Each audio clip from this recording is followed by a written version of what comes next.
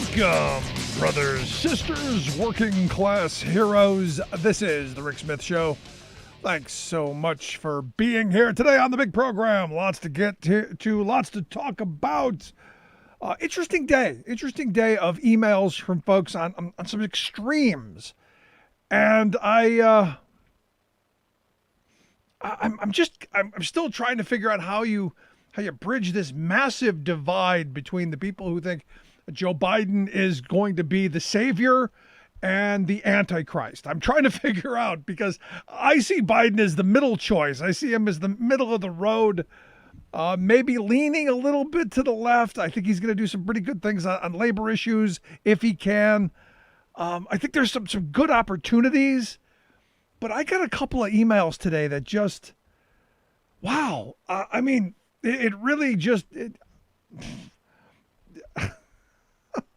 It was, if you've ever seen the comedian Eddie Izzard, he does a bit about, cake or death. Like, your choices are cake or death. This is what these two emails were for me. It was the choice of cake or death. There was nothing else. And I'll always, just so you know, I will always choose cake. That there's even the cake that I do not like. And if you ask my wife, she will tell you there's a lot of things I don't like. But it was just very bizarre to me in that we have, and I don't know if we've allowed ourselves to be pigeon-toed into this stuff, if we've allowed ourselves to be, thrust into these polar opposite ideas. But I said months ago, someone asked me, what I thought of Joe Biden. I said, look, I think he's going to do his best to unite the country. He's going to run down the middle of the road. I don't think you're going to see major substantive changes. I hope I'm wrong for my progressive friends, because we do need some real big change. But I don't think he's going to be that guy. I think he's going to be the guy that brings some normalcy back, a steady hand to get us, kind of off of the Trump drug. To kind of get us back away from worrying about what every tweet that comes out or what bit of insanity the president is up to, what chaos is coming out of the Oval Office. I think there'll be a time where we'll go a couple of days without going, who's the president again? I think we'll do that. And I think that's a good thing. I think it's needed.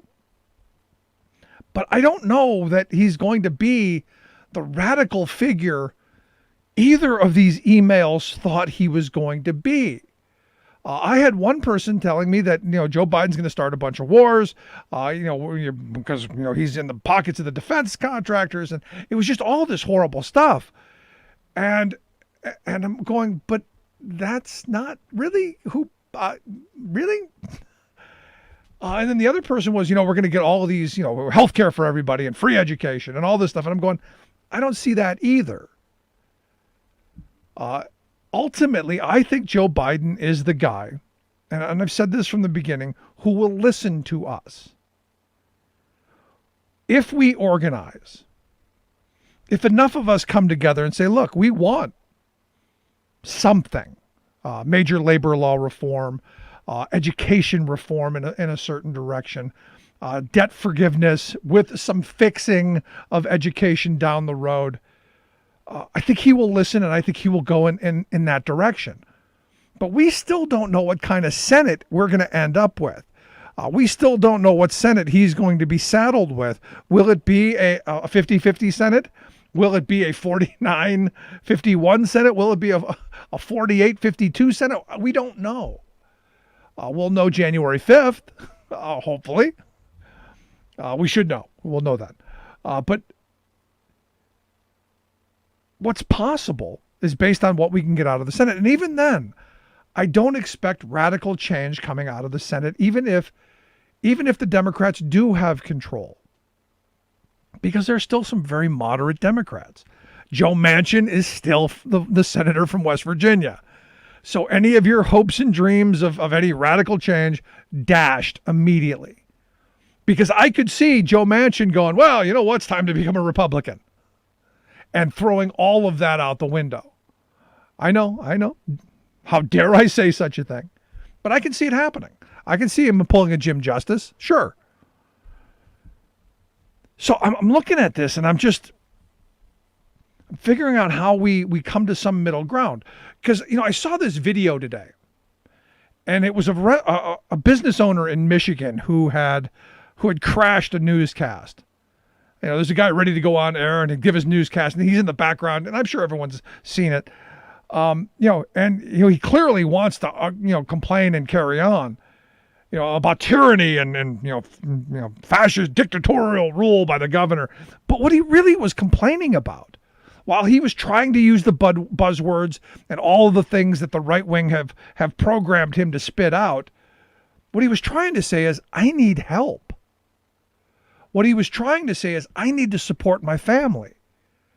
Because the first thing he said was, our government's given all of this money, huge amounts of money, to these special interests, to the well-heeled, well-connected. They got taken care of. The little guy, the small business owner, and look, he's not wrong. Something I've been complaining about for all 15 years I've been doing this show. But then he goes into this kind of weird, bizarre world of, the evil government and tyranny and, all this stuff. And you go, if we could focus his energy in the direction that he started with, which is he's been left behind, he's been ignored, and millions of people like him, millions of working people like him have been just shut out into the cold. And we still don't have help for them. Remember, the Democrats passed the HEROES Act back in May. Mitch McConnell blocked that from being even considered by the Republicans in the Senate. May, June, July, August, September, October, November. We're 7 months into this, going into 8 months, where they could have done something. And what's interesting to me is this guy didn't bother to point at Mitch McConnell, who is the guy who literally is holding up him getting any help whatsoever. And yet it's the governor's fault for saying, hey, we need to be somewhat safe. We need to socially distance. We need to start closing things down. Because guess what? We had over 3,000 people die yesterday. We had a 9/11 yesterday. And it barely made the headlines. We had 200,000 new infections, 100,000 people in the hospital, and it was like 3,100 people who died. Haven't gotten today's numbers yet. I'm sure much like the same and potentially growing. And his anger is that he's got bills coming in. His anger is that his business is failing because people can't come. And I understand that. And what was interesting is, the guy he mumbled something about, they wanted to, if they'd pay me to stay home, I'd stay home for 6 weeks. And you go, okay, we got something to work with there. Because that's what it's going to take. That's what it should have taken back in April if we had true leadership. Had we done that, had we shut everything down and stopped those idiots from having their big super spreader events on all sides, and this isn't right or left, this is all these people having these big events. Stop it. We had a guy who wants to run for governor, had a giant super spreader event, and then went to the White House and found out, gee, I must have gotten it. I must have gotten COVID from the woman with brushes, was his claim. No, how about being in a room full of hundreds of people without masks and breathing all over and coughing all over each other? How about that? Leadership, and we just don't have it now. I mean, the first thing Joe Biden's got to do, and look, I've got a long list of things I would like Joe Biden to do, but the first thing they've got to do is figure out how to get this virus under control. And part of me thinks that the reason Trump has done nothing, because anybody see anything the Trump administration's done? Anybody seeing any coronavirus task force initiatives? Anybody seeing any guidance out of the federal government at this point? Because all I'm seeing is Trump throwing a temper tantrum over the fact that he lost and hiding. My view is they're allowing this thing to get completely out of control so that by the time Joe Biden becomes president, by the time he puts his hand on the Bible and swears to uphold and defend the Constitution of these United States, the virus will be raging so badly out of control, nothing else will be possible. I got to think that's the plan. The reason that Mitch McConnell won't allow a stimulus bill to go through, and even the one that is, I think they wanted $500 billion, which is half of what the other Senate Republicans are supporting. And Democrats are like, we got to start somewhere because we need to get money to people. We need to get guys like this guy in the newscast to be able to stay home, to be able to afford to support his family, keep a roof over his head, keep his business afloat so that we can get to the other side of this. But no, we got Mitch McConnell who is doing whatever the hell Mitch McConnell wants.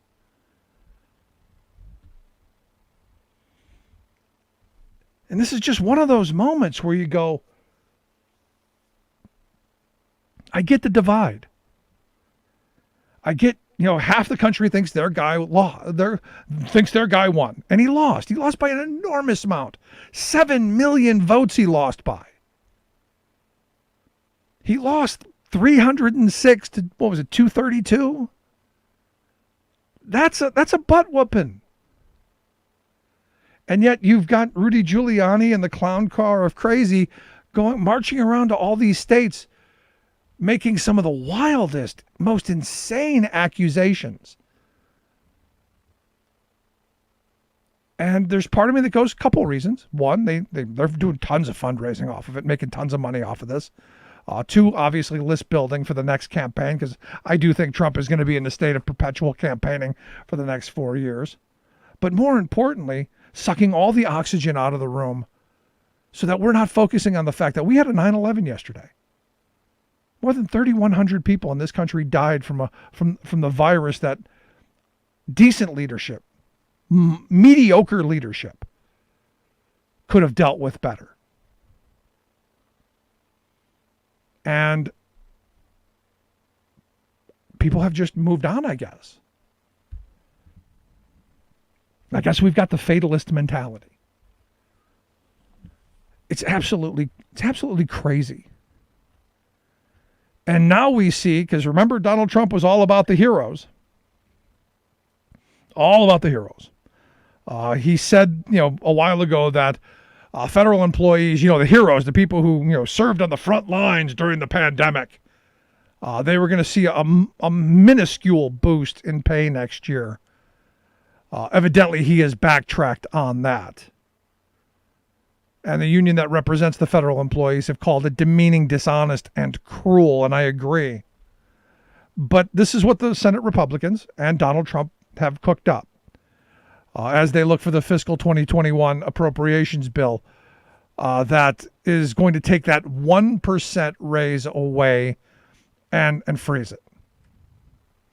Now remember, these were the people who were the heroes. They were the people we were putting up on a pedestal saying, oh, thank you, you essential working hero. Now slap in the face, slap on the back. Which is it? Or is it both? Are we slapping them in the face as we're patting them on the back? It's crazy. Just crazy what we let them get away with. And the thing is, as I said, we don't even know who Joe Biden's going to have in the Senate to be able to fix all of the enormous problems we've got. Just insane. Other news that we came across today, evidently, even Trump's National Labor Relations Board found that Google's been spying on their employees. Yay. Tracking their movements, or as they said, Google has always worked to support a culture of internal discussion and place immense trust in our employees. Only the National Labor Relations Board said, well, you're firing people for talking about company policy and attempting to unionize. Probably not a great thing. Also, a report out from the UN This report shows that the planet is actually broken by climate change. So yay, we've had 2020's on track to be one of the hottest years on record. Congratulations, we've broken that. And here's the thing. I saw this report and I'm going, how many people are going to go, well, it's broken. Too late now. Oops. And this is one of those moments. I was watching this documentary on the 2000 election. And, I sat when it was done and I go, what kind of a different country would we have been if we would have actually counted those 10,000 undervotes that never got counted? What would have happened had we actually counted the votes instead of had the Supreme Court rule that by actually counting the votes, it would have been injurious to George W. Bush. We wouldn't have had 9/11.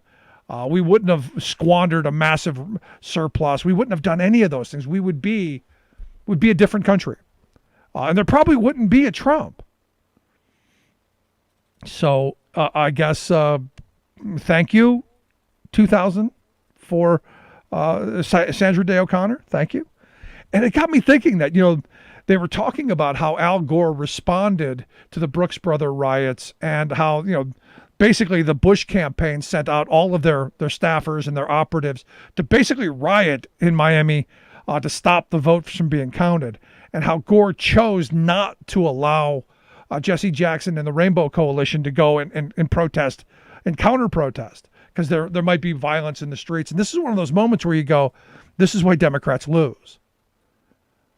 So what you're seeing before you is Donald Trump knows he lost, but they're willing to grab the mantle and grab the chalice and claim it for themselves.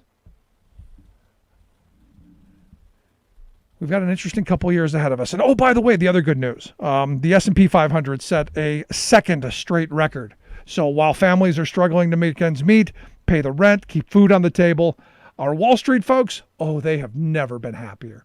And you know what? They've never been happier because next year on April 15th, they will pay less tax than they ever have. See how wonderful that is? Isn't it great to be a Wall Street country? Now, granted, you and I, we don't get to cash in on that, but hey, we've got Wall Street. We'll take a quick break. Right back.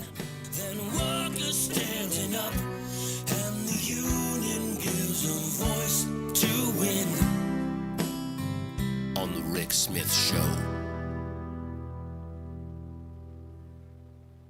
I'm Rick Smith, and this is Labor History in 2. On this day in labor history, the year was 1946. That was the day a general strike erupted in Oakland, California. Workers, mostly women, had been on strike for a month at 2 downtown department stores. Teamsters honored their picket lines and refused to make deliveries. Infuriated owners of Hastings and Conn's demanded their merchandise and turned to the city for help. And on this day, police assembled early in the morning to clear the streets of picketers. They attacked strikers, forcing them off the street and setting up a perimeter of machine guns to escort scab delivery trucks through the line. One striker recalled, "I was black and blue for 6 months from their clubs." Outraged truck drivers, bus drivers, and streetcar operators all stopped, got out of their vehicles, and joined the strikers, quickly filling downtown Oakland. By the end of the day, the city was completely shut down. 142 AFL unions called for a labor holiday in support of the strikers, and now 130,000 workers were on strike in solidarity. UAW member Stan Weir recalled that it was the bus drivers, many just returned from the war, who led the strike. The streets that night had a carnival-like atmosphere. War vets led a march to City Hall to demand the resignation of the mayor and city council for their attempts to break the strike. The general strike quickly forced the administration to stop the scab herding. But local labor leaders were divided over what some considered a near insurrection and called the strike off 54 hours later. The retail workers were left to fight on their own for another 5 months. But for a few days, workers got a taste of their own power. Labor History in 2 brought to you by the Illinois Labor History Society and The Rick Smith Show. For more information, go to laborhistoryin2.com. Welcome back to the Rick Smith Show. Now, here is Rick Smith. So, a quick reminder, Joe Biden won the election, 81 million votes to Donald Trump's 74. That's 7 million more votes Joe Biden got. So for all those people complaining, oh, our guy got robbed, he lost by 7 million votes. And the Electoral College, 306 to 232, not even close. You could go look at individual states. Oh, it was close. Not even close. He lost by 7 million votes. That simple. And for all the shenanigans, all the crybaby games, all the kangaroo courts, still lost. And here to share some thoughts on, yesterday we talked about the comments by interim Senate President pro tempore Jake Corman, who said there was clearly mistakes made with the kangaroo court that came here to Pennsylvania. Maybe talk a little bit about the mistakes and maybe tomorrow's big announcement. I've asked Pennsylvania State Senator Jay Costa to come talk with us. Jay, thanks for taking time for us. Oh, Rick, thanks for having me again. I appreciate the opportunity to discuss these issues with you. So I want to talk about Corman's comments because I take exception with the frame that mistakes were made, that's life, we'll review it. I got a real problem with that when you've got someone like Senator Mastriano who deliberately had this kangaroo court, rammed hundreds of people into a small crowded room, and then, oh, shock of all shock, he ends up getting infected with the virus and then claims, oh, some woman put brushes on my face. It's insane to me. It is kind of insane, the excuses that were made with respect to how he contacted the virus. I think at the end of the day, I was disappointed to see that they would even put the policy hearing on.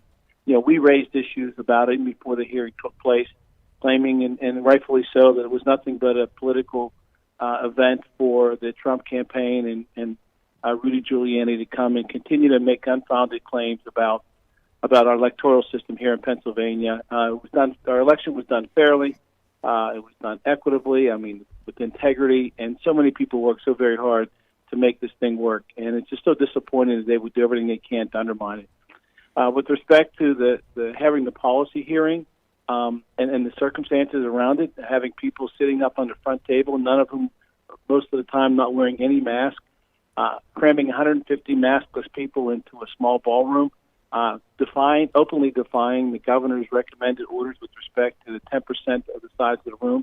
All these things. There's simply no excuse for it, and it's just very frustrating that it's been given this approach. But at the end of the day, we will continue to monitor, and I expect that as we go forward, things will be different with respect to how they treat and how they deal with folks. The first frustrating part for me, Rick, is individuals can do it themselves, but subjecting their colleagues who's sitting next to them, more importantly, the staff folks, their staffers who had to come to work under those circumstances, be crammed into a green room before the event started taking place, and then having be forced to be part of that, to me was just totally inappropriate and a blatant disregard for someone else's health and safety. And that's the part that concerns me more than anything. No, I'm glad you brought that up because that was my next line, because I said yesterday, it's my view that if one of the staffers who had no choice but to go there and to do their job, if they contracted it, I think that the senator who is responsible should be held criminally liable and personally liable. I know Mitch McConnell and the Senate Republicans want to give employers blanket immunity to protect employers against their workers getting sick, but this was this wasn't a mistake. Total BS mistakes were made. There wasn't even a bottle of Perel on a table, let alone any social distancing or masks. Yeah, so for me, there's got to be something to hold these people accountable, because I don't know about you, but if I'm in your shoes, I don't know how you work with people that you can't trust not to put your life at risk. If they don't care about their own, what do you think they care about yours? Well, they don't. And I will tell you, leading up at the week before, Senator Mastriano and others were on the floor without masks, in which we raised the issue with our colleagues about. And I mentioned to my colleague, Senator Corman, that we have a real concern going forward that we're just not going to be able to be in a position to put up with this anymore. There's a very clear order with respect to masks, and I'm not going to subject my caucus member or our staff folks to anything along those lines. So I do think that some have raised the issue in my caucus that this is maybe a hostile work environment. for those folks, and it needs to be raised as we go forward. So those are some of the things that our members we're looking at to see how it can be defined in that regard. But certainly it creates an unsafe work environment, and I think something that needs to be looked at. We don't have any OSHA protection at the state level, but something along those lines. This is an unsafe work condition if folks are being forced to participate in hearings when that openly violate our own Senate policies. And by the way, not only are the governor's orders violated with this hearing, but our Senate policies, our internal Senate policies that we adopt every year or every 2 years, was clearly violated as it relates to the COVID situation in Pennsylvania Senate.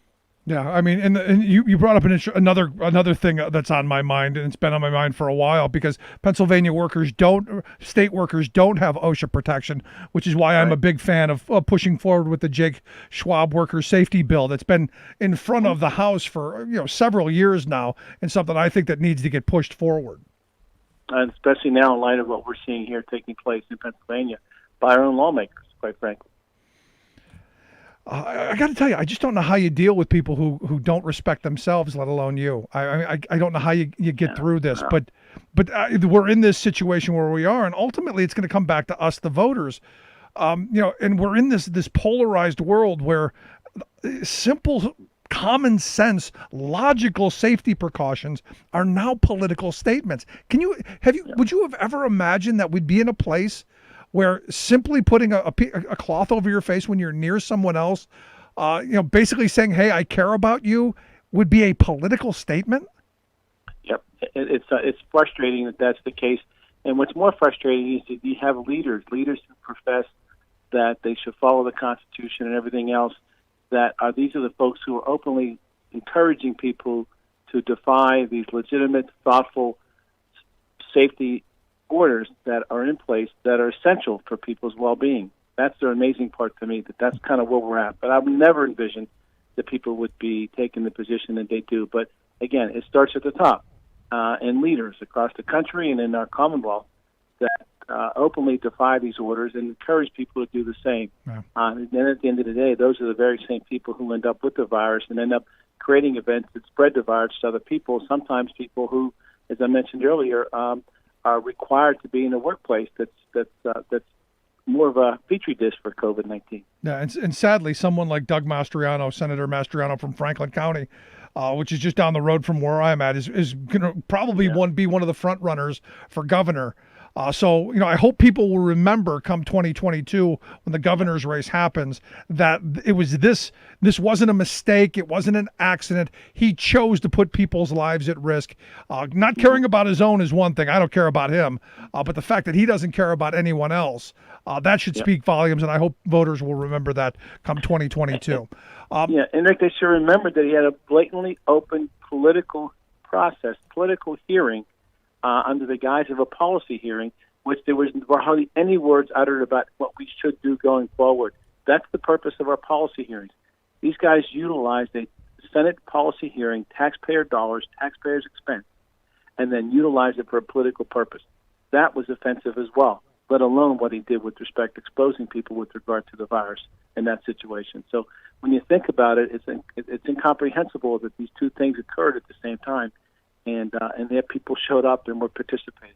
Yeah, and I wasted 3 hours of my life watching it on Zoom, only to find out that not one person was under oath, and whatever fanciful claims they imagined, dreamt up, or fantasized about, could have been just pulled out of who knows where, and there'll be no accountability for it. Yep, for any statements. Yep. It's crazy. I do want to move on because I want to get tomorrow. You guys have a big announcement that I think is really important. You plan on unveiling a $3 billion pandemic relief plan to help folks get frontline workers, the vulnerable folks, small business. Walk me through what the plan is, if you would. That's essentially what we're going to do. It's going to be a $3 billion plan that we would do some borrowing to be able to pay for it, and it would create a fund similar to the CARES fund that we already had in place. Now, we've been waiting for the federal government to provide us support here in Pennsylvania and across the country. It hasn't come. We don't know whether it's ever going to come. We hear some talks going on right now. There may be some things that may take place in February or March or so when President Biden takes office. We believe we need to act now, and that's why we're proposing the $3 billion program that drives out dollars to various places, small businesses, looking to our nonprofit community, assisting their utility assistance. We're doing more in the rental assistance. We had to take some of that money back because the program wasn't properly structured the way we wanted it. A whole host of areas where we're going to be driving dollars out. PPE, you mentioned, assistance along those lines. Child care, all the areas that we've been talking about for quite a while. In addition to that, we want to extend unemployment compensation.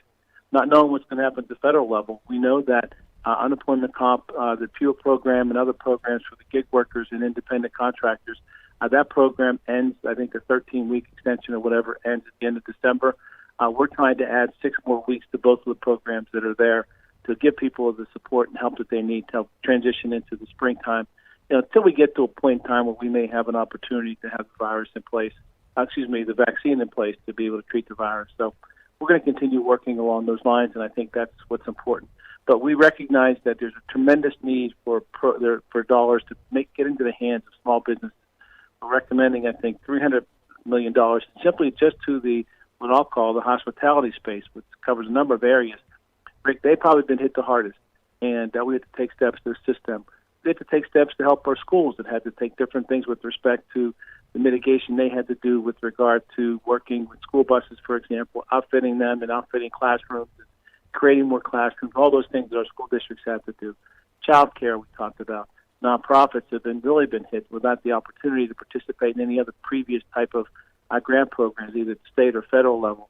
So these are all the areas that we're looking to try to drive money out to, because we know the need is tremendous, and that's what we're going to work on. And good on you for doing it. But the sad reality is this is something the federal government should have been doing over the summer when we had the lull period. Because everybody knew we were going to be right where we are right now.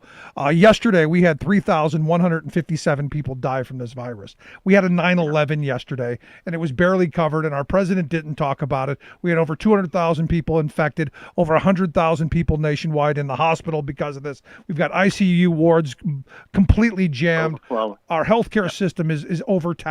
Our healthcare workers are overworked and overstressed, and we've got a federal government that has failed us at every turn. And I put that blame right at the feet of Mitch McConnell. There's no question that's where it lies. And my conversation with some of our congressional delegation here in the western part of the state, they're going to continue to push for trying to get a resolution. Now, they can hopefully maybe a 2-step process where we do something between now and December 11th, and then maybe come back in early next year to do something when we have President Biden who's going to be able to do more. But, we just can't sit back and wait, and that's what our goal is. If, in fact, the feds do come through with something, then we can modify or reduce our plan to cover what they would cover, or basically supplement what they might do. So, but we have to talk about it. We got to remind folks that the need is out there. We got to remind our colleagues that they need to step forward and participate in the plan that's going to drive these dollars out. Yeah, and that's what we're working on. So we're going to keep talking about it. You mentioned PPE. We talked about hazard pay. We talked about our small businesses. All those areas that desperately need our help. That's what we're going to work on. Now, you've called this the PA CARES Act, PA CARES 21. This ultimately is going to come down, unfortunately, to people like Doug Mastriano and Kim Ward and the rest of and Argel and the rest of the people who were sitting at the front of that kangaroo hearing at that super spreader event. And this is where I say all of those people who showed up at the Capitol screaming and hollering about having to wear masks and how things were supposed to be shut down. How about putting that kind of energy and getting something like this pushed through so that people can stay home, they can support their families, they can not lose their businesses and not lose their homes, and together we can get through this. How about we use a little bit of that energy positively? Rick, you're right on the mark. You nailed it. That's exactly what, they're raising some issues about the election process, what they're going to do next year. We're going to do a press release momentarily. Basically says, Republicans can do what they want, focus on that. Democrats in the House and the Senate, working with Governor Wolf, are going to talk about how we protect people in Pennsylvania, how we take steps to find resources to support those folks. That's where our energy needs to be. That's where our conversation needs to be. That's where the people of Pennsylvania want us to be and where they want us to be. They don't want us to get to a point in time where the number of people who are infected with the virus continues to grow, or the number of businesses will be shut down and things of that nature. We don't want to go to a place and point in time where we're shutting businesses down and we're doing all these different things. We want people to understand that we need to work together. They need to respect the virus. They need to follow the mitigation recommendations and the social distancing and the small gatherings and the like.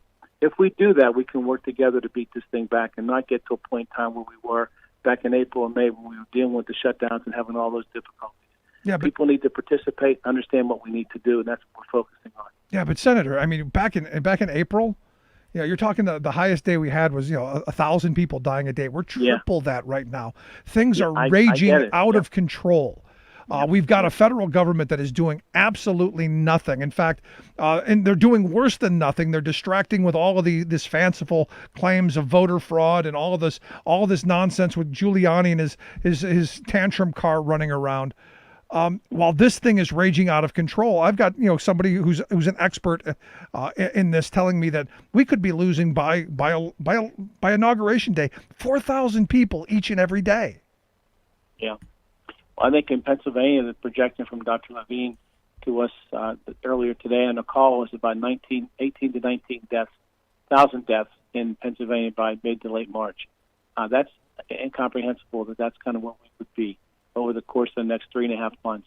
So we're very much concerned about it. That's why we're focusing on this. That's why we're trying to help people at the same time recognize that we have to take steps to implement the vaccine situation, making sure everyone has access to vaccine. One of the parts of the plan we have in this would take care of those folks who may not be able to have to pay for the vaccine.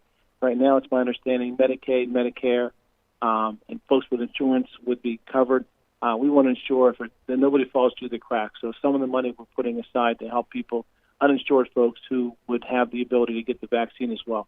Don't know how that's all going to play out at the federal level, but we want to ensure that we have resources. Both the state has to pay in some instances to Medicaid, but also taking care of the uninsured. So we have to work through this thing together and focus on what is most important to people in Pennsylvania right now, and that is the virus.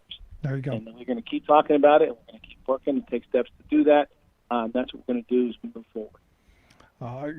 Senator Costa, I appreciate your time. I appreciate the work that you guys are doing. I hope folks will call their senators, call them early, call them often, yell, scream, holler, do what you got to do, but tell them to move forward on the PA CARES 21 Act and all through that. Senator, I appreciate your time. Thanks so much. Well, thank you for having me. I appreciate the opportunity. If I don't talk to you before the holidays, have a wonderful, blessed holiday. You as well. Thanks so much, Senator. No, it's that simple. Make sure you pick up the phone, you give them a call, tell them that you support the PA CARES 21 Act. That simple. Let's take a quick break. Right back. Stick around to listen to The Rick Smith Show. Remembering that united we bargain, divided we beg. Rick Smith.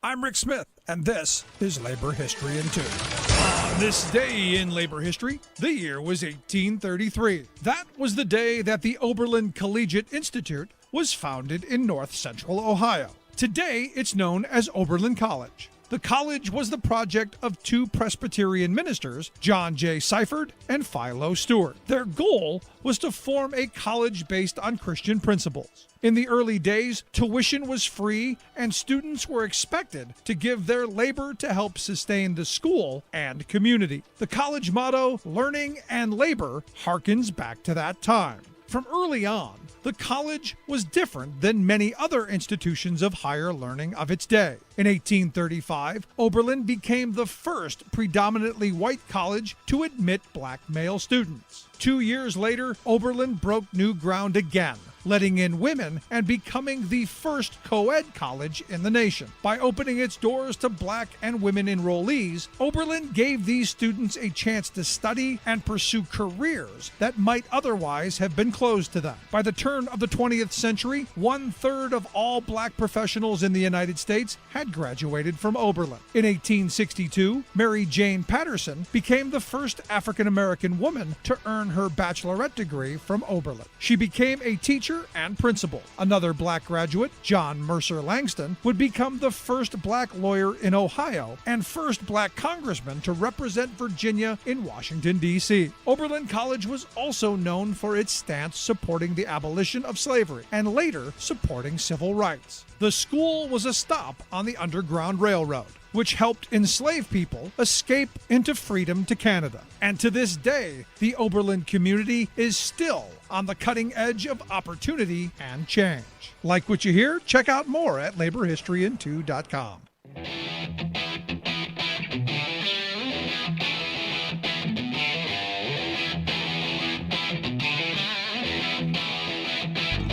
Welcome back to the Rick Smith Show. Now, here is Rick Smith. I love hearing these stories about sheriffs from different areas. Like where I live, the sheriff in my county came out and said, "I'm not going to enforce no stinking rules from the government. I believe in freedom and liberty and nonsense." For him, a very political statement. I look at this story of this Sacramento County Sheriff Scott Jones, who did the same thing. He wasn't going to enforce any of Governor Newsom's orders. We're a free country. Well, it turns out Sheriff Scott, he has now tested positive for the virus. He has symptoms, I guess, fever, congestion, he's lightheaded. And this is one of those things where I go, I don't wish ill on people. I don't wish them harm. But at some point, there has to be some repercussion. There really does. And again, I struggle with being not of the mindset that I wish them not to die, just to be really kind of miserable for a couple of days. A little repercussion, a little punishment for their stupidity. Because that's how maybe they don't continue to be stupid. Just my thought. Anyway, here to share some thoughts on, where we are as a nation, where the virus is raging, and maybe what we can do about it. I've asked our good friend, Dr. Keith Pochek, to come talk with us. Dr. Keith, thanks for taking time for us. Hey, Rick, thank you for having me again. Is it wrong of me? I mean, I'm really struggling. I mean, I know there's this karma thing that I struggle with, but is it wrong of me to look at someone like this sheriff and go, you know what, you deserve this? If anybody got it, you're the one who deserved to get it. You hope the example maybe is worth something and will maybe change the minds, and that, like you said, that there's not a death because of it, but that maybe 100 people, 200 people, maybe more could see that and realize that maybe wearing a mask is not nearly as oppressive as they as they once thought. And I think that you can. I can totally understand the push to want to keep things open and keep the economy running and not having folks out of jobs and out of work and having local economies crumble. I can understand that. I can understand that argument at least. But I think that what we lose sight of the fact that until we can contain and control the pandemic, we're not going to have any meaningful economic recovery. It doesn't matter really, obviously, what the stock market's doing, but meaningful economic recovery for pretty much all of average America. Well, Keith, the stock market is doing wildly well. Second record day in a row. In fact, Uber Eats is stocked through the roof. And Amazon, right? The opportunistic billionaires are really just raking it in. But you've been through this 100,000 times on your show. It's like, how many Americans actually own any meaningful amount of shares of stock? 20% of the country. Yeah, I would have said less. I'm actually shocked that it's that much. But so to use that as a marker for economic health is just absurd. Let me correct that. 20% of the country owns at least a single share. You use the word meaningful. Meaningful okay, stock. I would put that about 3 to 5%. Okay. All right. Yeah. And that's about where I thought that number would land. And I don't know. I mean, I've done no independent research. This is all just like, my own speculative index in my own mind. I haven't done any research on this, but you and I both know that it's just like absolutely folly to use that as a marker for economic health for America, and that's because we work alongside normal people. That's it.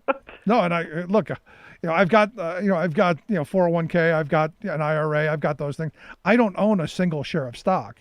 I have these investment funds, but I don't own any individual stock, and that's where the wealthy of this country control all of that stuff. Absolutely, and it's kind of like, you know, the guy behind the scenes at the end of the Wizard of Oz, is that you didn't know who was pulling all the levers back there, and that's intentional. You know, you don't. I mean, these folks don't necessarily want to be found out, or the you know, the jig's up at that point. Yeah, but we know, the thing is we know who they are because we keep bailing them out every time they screw up. That's the thing that drives me nuts. Did you see the video of the guy who crashed the newscast on Twitter today? Oh, I did. Yes, I did. And I thought that it was going to go really well, and then at the end, it just went right down into the ditch. Right, but he was not wrong at the beginning, and this is where I have some hope, because he wasn't wrong.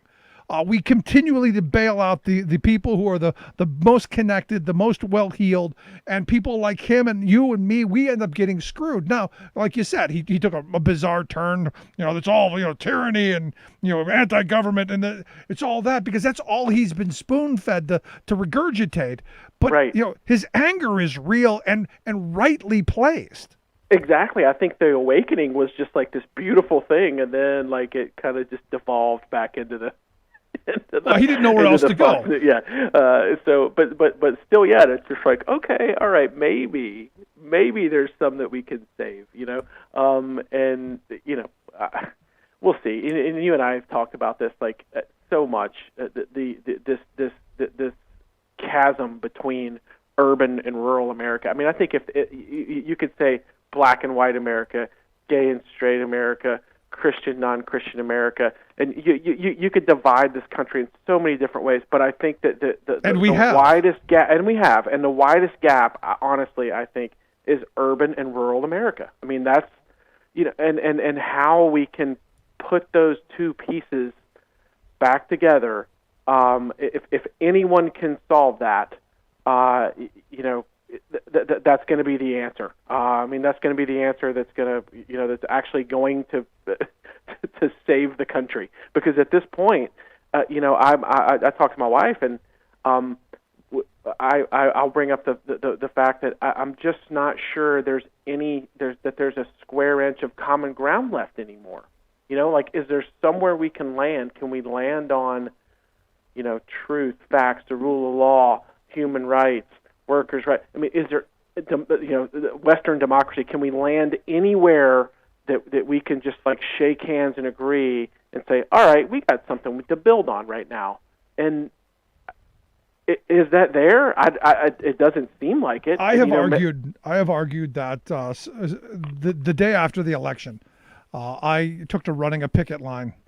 55 workers went on strike because their employer was just trying to, you know, basically just screw them every which way possible.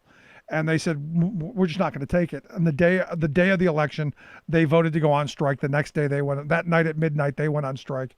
And I was out there for 25 days straight with them. And half of them, you know, they were a cross section of every bit of America. Half of them men, half of them women. You know, every minority group, no real majorities in any sliced, diced, pitted against each other group.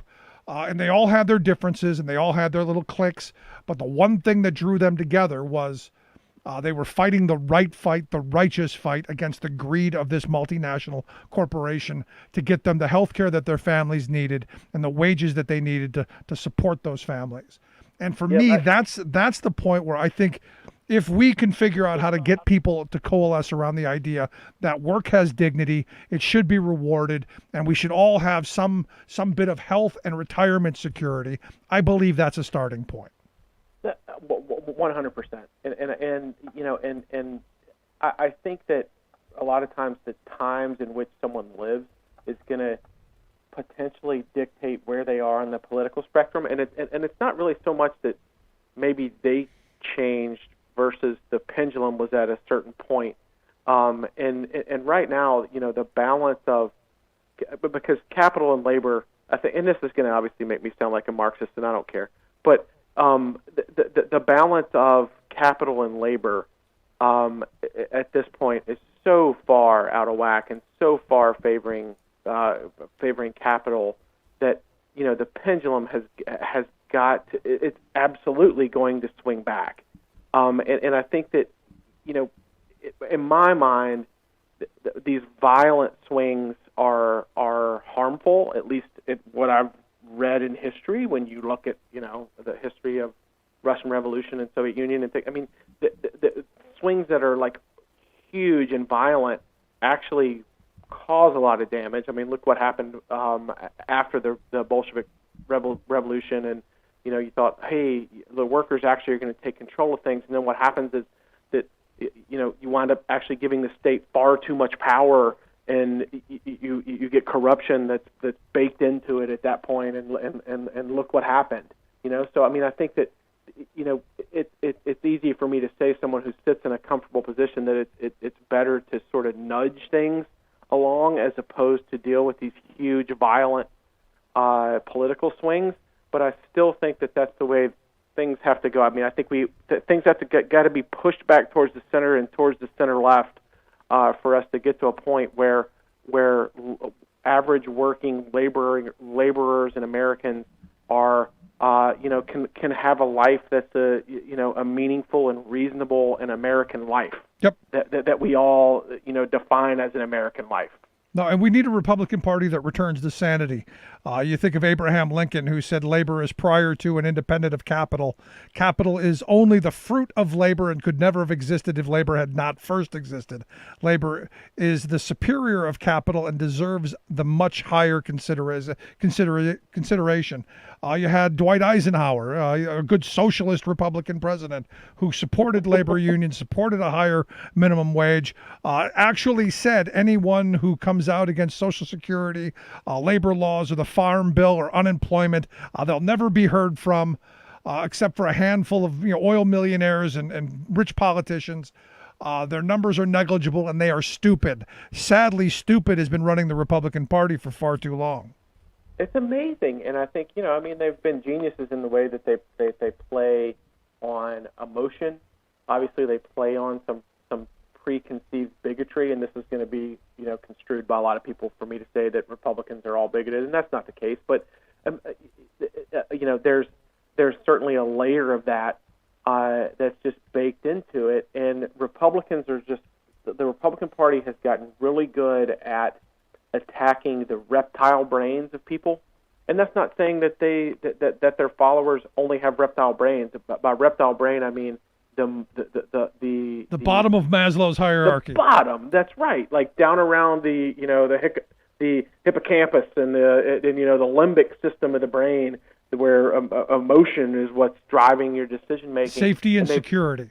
Yeah, and they've gotten so good at that, and have been able to to coerce people to vote their way just based on that. MS-13's moving next door. Exactly. The yeah, others the caravans, are coming. Right? They're destroying the suburbs, Keith. Yeah. And how does a big tent inclusive party counteract that? Especially when you factor in that the other side is really concentrated in rural areas where they aren't even really exposed to any meaningful degree of diversity. So I don't know. This is an unsolvable. I could talk about where the problems are all night long, but how exactly we go about solving them. I think you go about solving them by finding that common ground. Like I said, on that picket line, it didn't matter if that person who was standing in front of me was white or black, male or female, gay or straight. It didn't matter what their background was.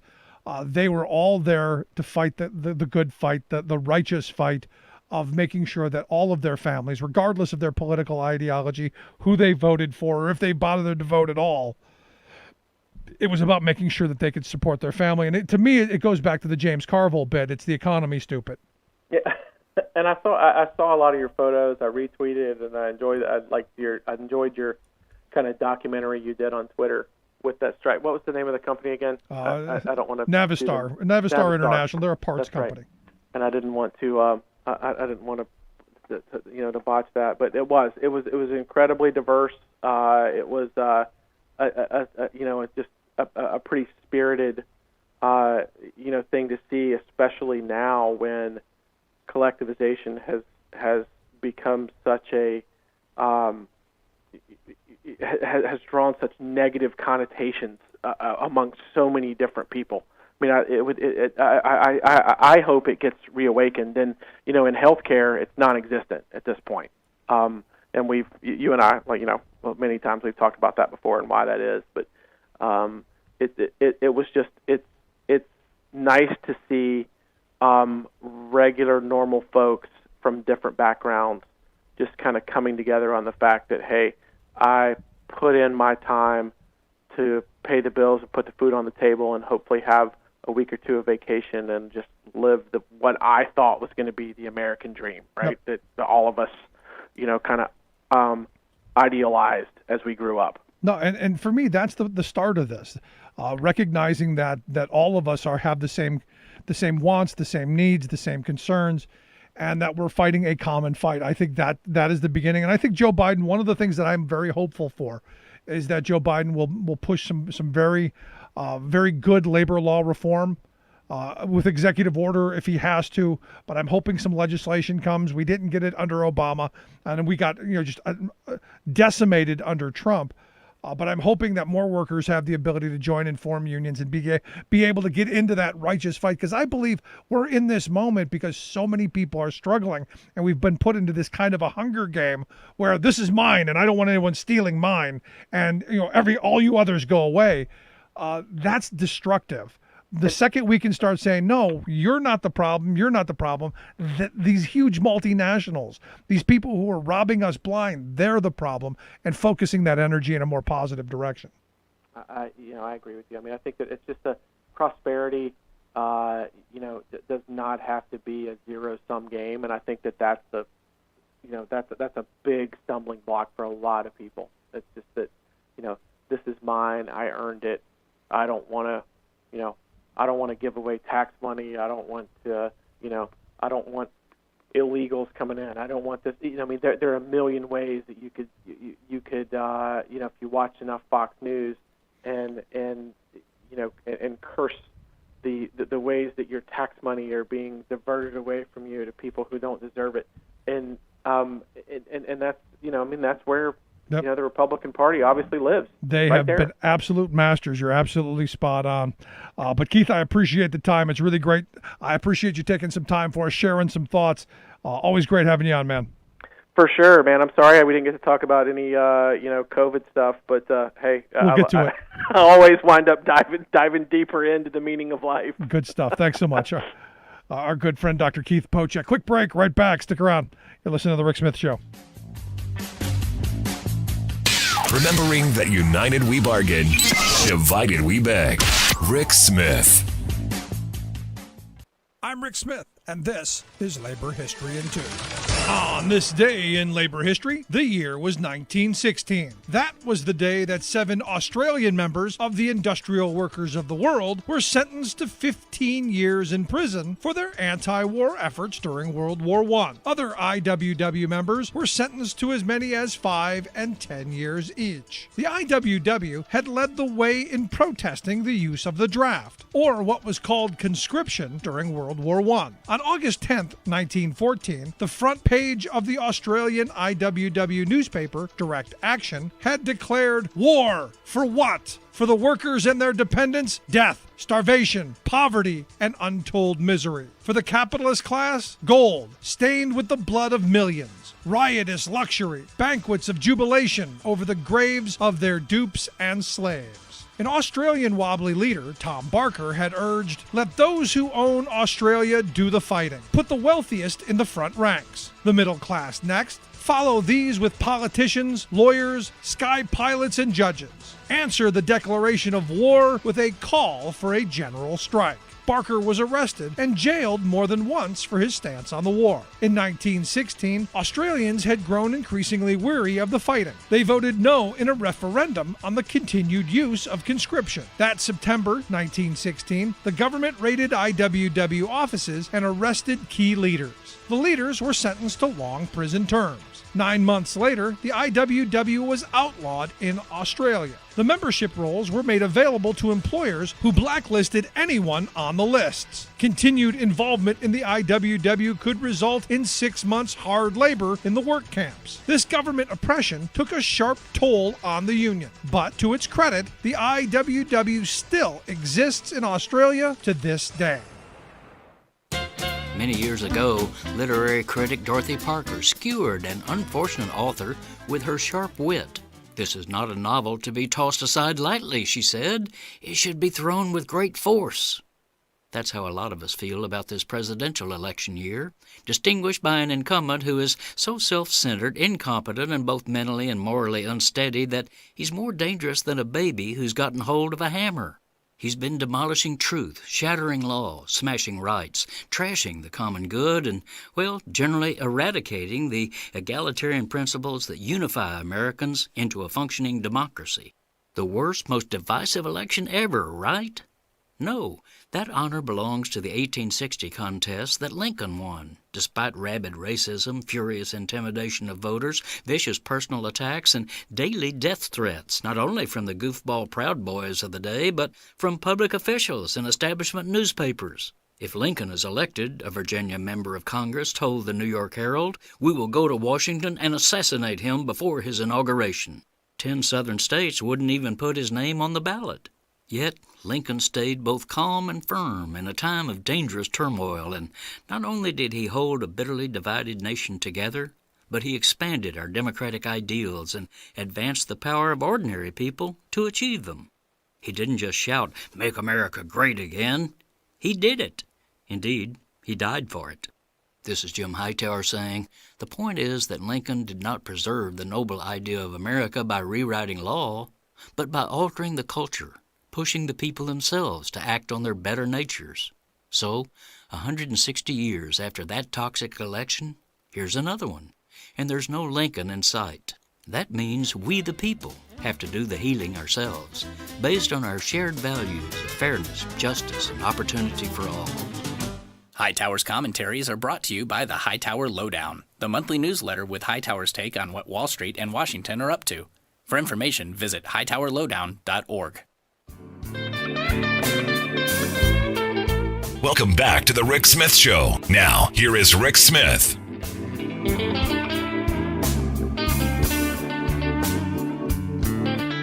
So I love the fact that a Twitter spokesman told Forbes today that it's quite possible that once Donald Trump is out of the White House, no more Twitter. Would that not be the ultimate punishment to ban Trump from Twitter?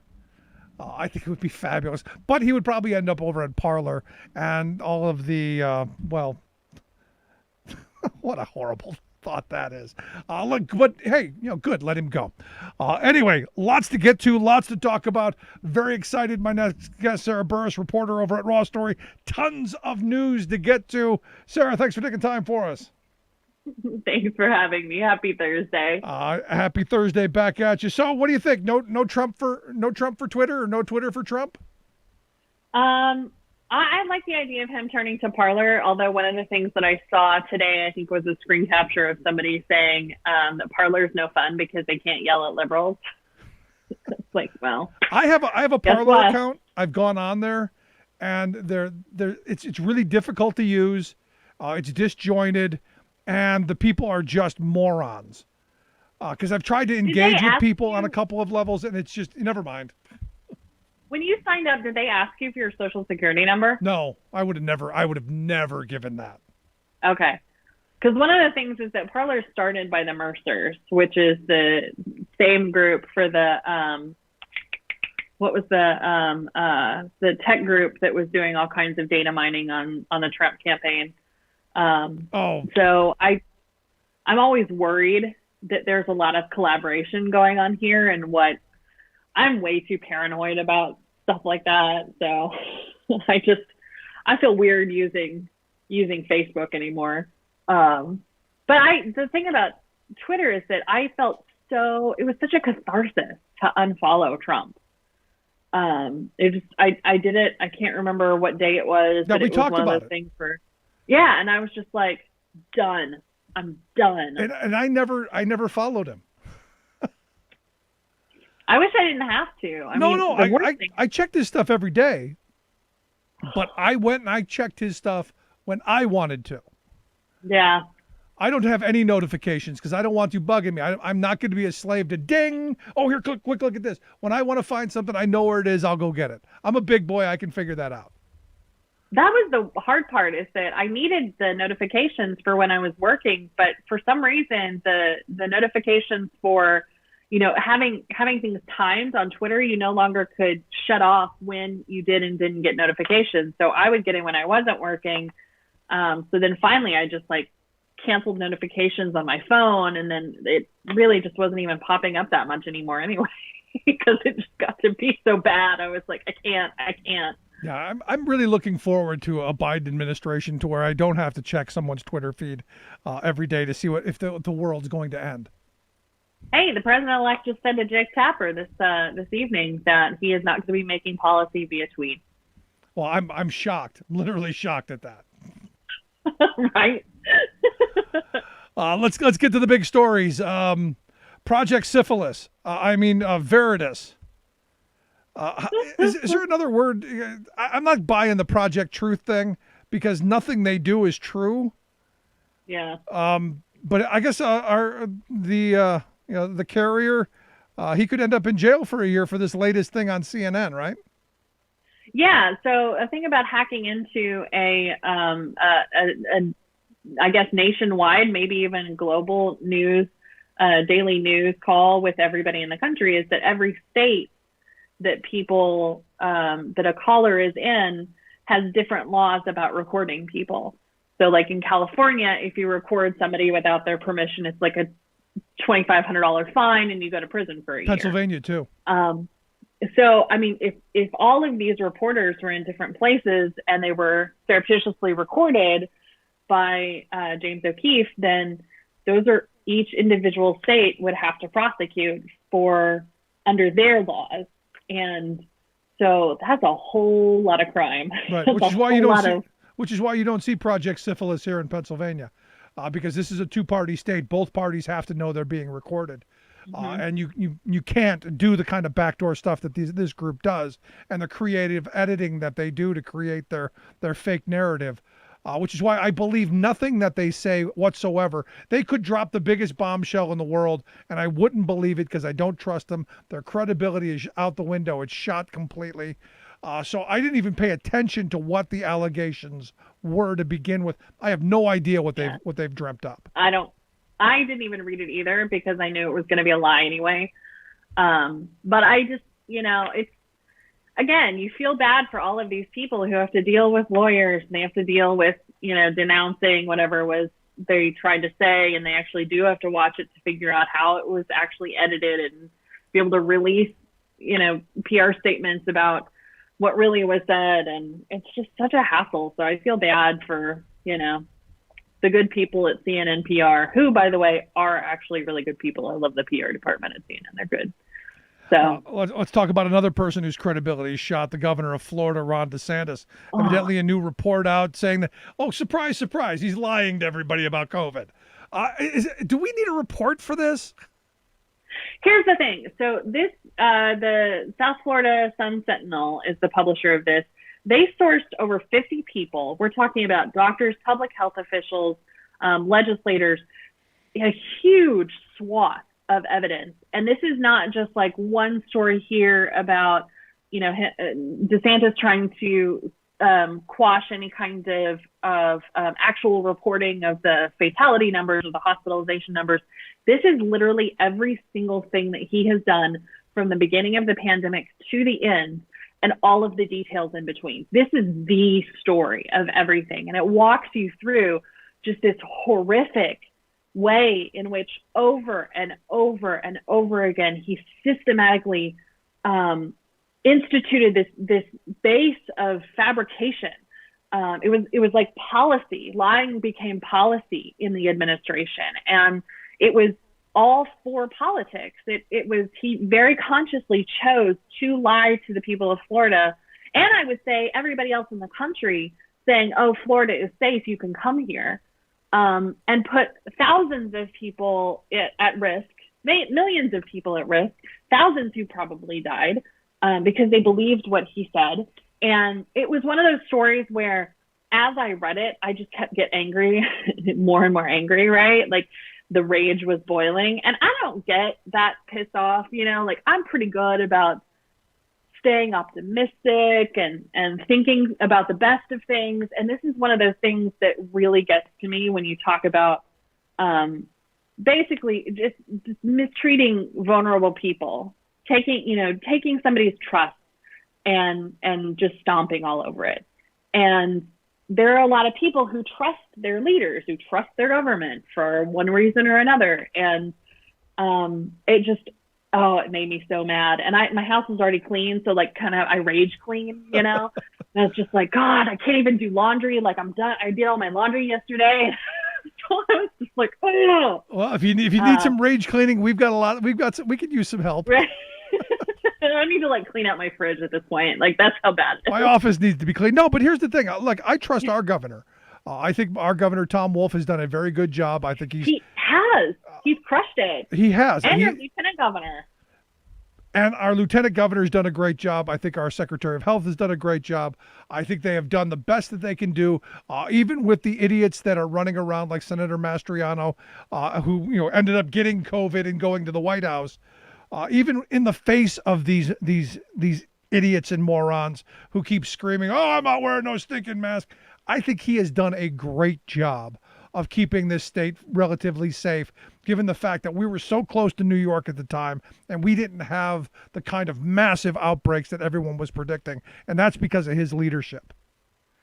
Absolutely. And Pennsylvania is not the only state. There are a lot of states that are doing incredible things who are, I know the governor of Kansas has tried everything she can trying to protect people. And then the legislature is just fighting every mask order, every shutdown order. And it's just like, for the love of God, can you please just chill out and try and put people first here?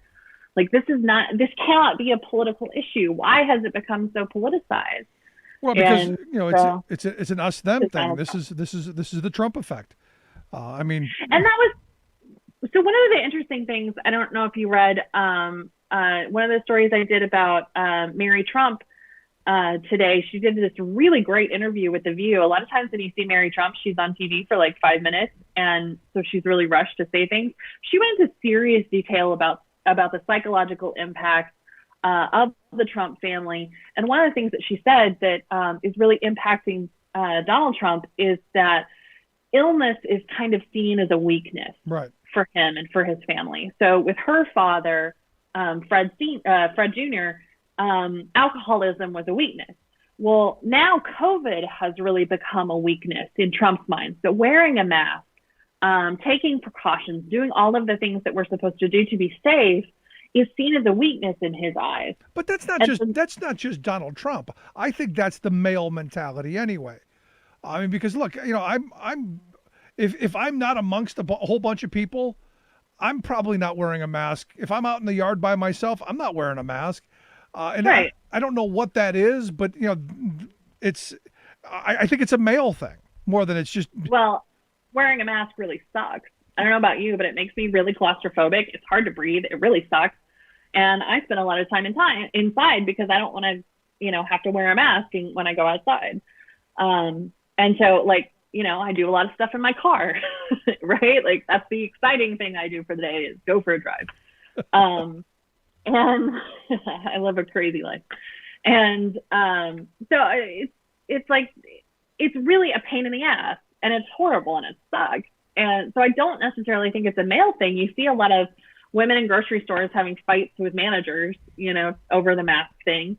But it's just like the most thoughtful, caring, and the most important thing that you can do as an American is not just to protect yourself, but protect everybody else. And I don't understand how that kind of patriotism has been twisted into being a weakness. That just blows me away. We're a selfish society. It just is what it is. But hey, the good thing is we still have all the entertainment we can possibly muster because the Trump tantrum tour is making its way across the country. Never mind the fact that we had over 3,100 people die yesterday from the virus and more than 200,000 people infected and more than 100,000 people hospitalized because of it. We're doing the conspiracy tour, of which Mitt Romney, I guess, said that Russia and China have to be laughing at us. And I'm going, do you think that's the only reason they're laughing at us? Fair point. Very fair point. And one of the things I noticed, LOL GOP replied to that, and he was like, why do we care? You know, there are a lot of other important issues. I don't really care so much about Russia and China laughing at us. And I think one of the reasons that Mitt Romney actually went on TV and said that today is that when Trump hears that somebody's laughing at him, he's going to get triggered by that. Yep. So this idea that Snowflake. you're undermining democracy. You're making America look like a complete and total fool of a society. And I would say you're undermining democracy abroad. So Mitt Romney actually got really worked up, as much as Romney actually does, because he's pretty, like 2% milk. And so he was really angry, and I get it. It's humiliating seeing a president behave like that. But again, this is what we've been dealing with for the last 4 years. Yeah, but here's the weird thing. I sat through the Trump tantrum tour here in Pennsylvania the day before Thanksgiving. Our good Senator, super spreader Mastriano, who eventually was tested positive for COVID, shoved hundreds of people into a small ballroom in Gettysburg, nobody with masks on, hearing the most fanciful of fantasies and made up conspiracy theories, no one under oath, of course. And while I thought it was hysterical, Michigan one-upped Pennsylvania in a huge way. Did you see the crazy thing that went on in Michigan? Boy, did I. Who was that crazy woman who looked like crazy Victoria Jackson? Somebody told me her name today, and I can't remember what it was. It was funny because it was like either she was Victoria Jackson or she was Cicely Strong in a wig. And then there became this conversation like, does Kate McKinnon play her in the SNL skit, or does Cicely Strong do it? And then no, McKinnon has to play Rudy Giuliani. Right. Yeah, exactly. And that's the thing that, things are really bad whenever Rudy Giuliani is like leaning over and trying to pull on her shirt to be like, hey, tone down the crazy a bit. And that is the part of the video that, did my heart good at the end of a night, of a rough night of news. All I tweeted out is Trump's paying $20,000 a day for that. Hey, and that's why Rudy Giuliani keeps going. $20,000 a day for this. We talked about this before. There are a lot of things that I would do. I would bake a whole lot of pies for $20,000 a day. I'd learn how to bake a whole lot of pies for $20,000 a day.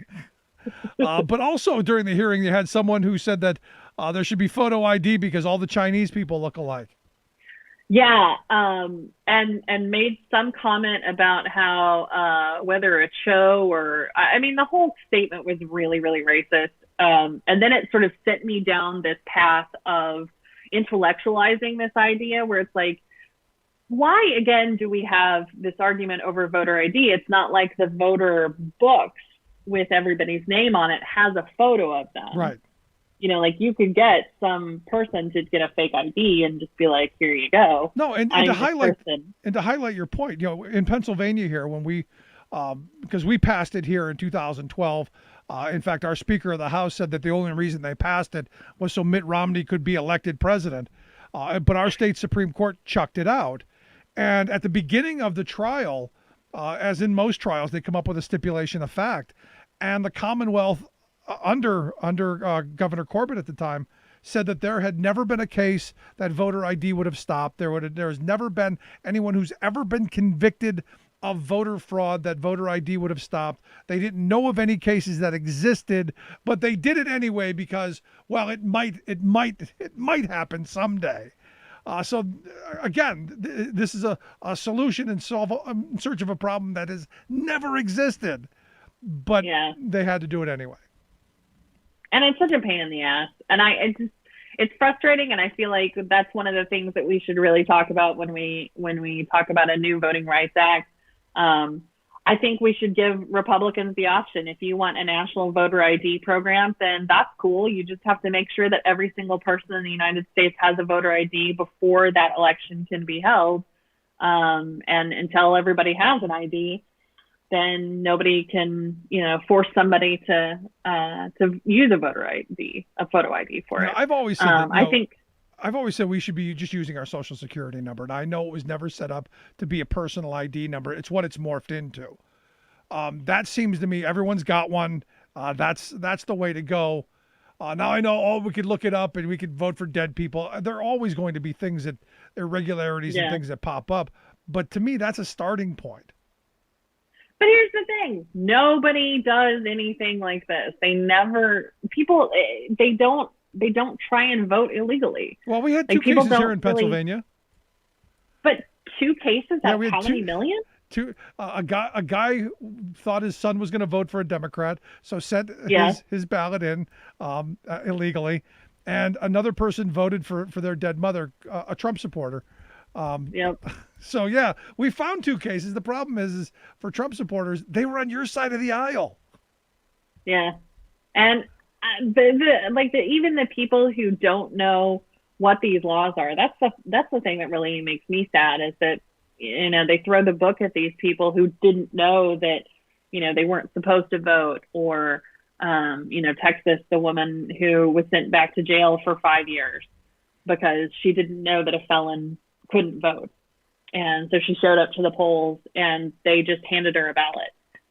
Nobody told her, and you have to wonder, like, what is the point? Why are you trying to actively dissuade the democratic process? And obviously we know that it's because with greater suppression comes more Republicans. And Paul Weyrich was very clear about that back in 1980. He was talking to 20,000 Baptist ministers down in Dallas, said, how many people want everyone to vote? I don't want everyone to vote. Our leverage goes up as the voting populace goes down. Very clear. As long as we can suppress those people. In fact, we had a governor here, Tom Corbett, who said if we could just hold down the vote in Philadelphia, we'll do fine. Yeah. He was honest about it. We could just keep those people from voting. We will win. Scary. And that's the same kind of thing that Donald Trump is talking about now. It's like, Philadelphia, it's a sketchy place with those voters there. Yeah, no. Have you been to Philadelphia? Awesome people. Awesome. Super good food. But it's the same thing when you're talking about Detroit or Milwaukee or Cleveland or any city that has a large minority population. The Republicans don't want them voting, which is why they always get crappy machines, why they have a shortage of machines and lines are miles long. And yet I go into my district and you don't wait more than a half an hour ever. Yeah. I've voted by mail for the last several elections, so it's been a while, but I want to say the last time I voted in a primary in person, I voted first thing in the morning and I was like 5th in line at my church. And just like, man, this should be it the way it is for everybody. I agree. Let's move along. Evidently the Trump organization is being sued by its tenants. Didn't we already know that Trump was doing this stuff? That, because I seem to remember this story from a couple of years ago where they would replace a boiler. It might cost like $20,000, $30,000 and then charge them like $60,000. I seem to remember this story for a while. Is this new? So this is one of those things that's now going to the Supreme Court. And it is, it's not just Donald Trump who's being sued in the Trump organization. It's all of the Trump children and one of their cousins. And it actually reminds me a little bit about some of the accusations that have been going around for the Jared Kushner property in Baltimore. Maybe that's what it is. And that's kind of what I thought, is that maybe, because I read that story and I was like, is this new? Did this really happen? And I looked around and what popped up is the Kushner story. That must be what I was thinking. This is a property with something like 30 buildings. This is thousands of residents and former residents that this would apply to. And it's basically like because it's a rent control property, they were trying to figure out ways that they could make bigger profits off of this. And so they jacked up all of these fees for repairs. So just like you were saying with the boiler, they'd charge $60,000 and when it was $5,000, and then the Trump family would pocket the rest.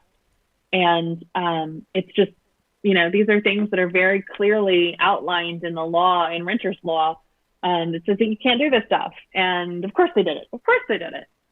So that's going to go to court. And what they're asking for is, I think, back rent pay, interest, and 3 times the damages for every resident and former resident. Nice. So that's going to be a hefty sum if that's what the court agrees with. That might bankrupt him again. It might. It honestly might. I wonder if this is actually owned by the Trump organization or if it has its own subsidiary LLC, because I can see that just being a quick bankruptcy filing so that they don't have to pay it. Yeah, ultimately, this is one of those moments where you go, this is where you should just be liquidating. Yeah, for real. Scary, scary stuff. But here's the good thing. When Trump leaves office in January, lots of legal opportunities for him to spend time. I understand the daughter, Ivanka, has been deposed over the inaugural fraud that evidently went on. Tell me a little bit about that.